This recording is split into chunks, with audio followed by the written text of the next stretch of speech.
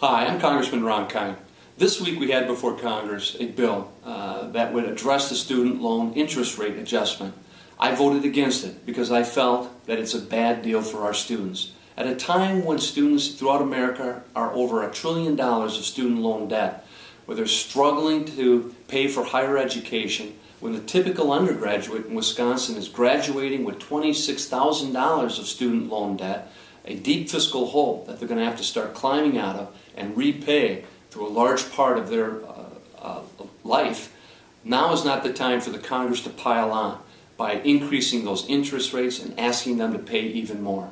What was especially troublesome for me with the legislation was that it not only called for a higher interest rate to cover the cost of the program, but the Congress would actually make money off the backs of these students that could be used for other purposes in Washington.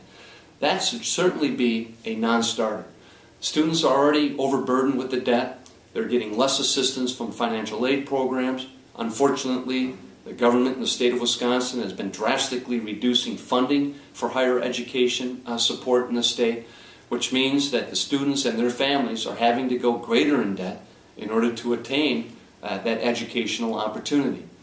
Instead of increasing interest rates and making money off it from these students who can't afford it, we should be figuring out sensible, bipartisan ways of making higher education affordable and accessible to all of our students, and to ensure that when they do graduate with the skills they need to compete, they're not also graduating with a debt load that they're going to carry with them through the rest of their life. In an attempt to try to correct the deficiency in the bill, I also introduced legislation that says if we do happen to make money from these student loans, that monies collected would have to go back in to the Pell Grant program, expanding grant opportunities for students rather than forcing them to take out more student loan debt. I think that would be a common sense solution to the problems I have with this legislation, and I'm going to continue to work hard talking to my colleagues to build bipartisan support that we're not making money off from the backs of already debt-laden students throughout our country.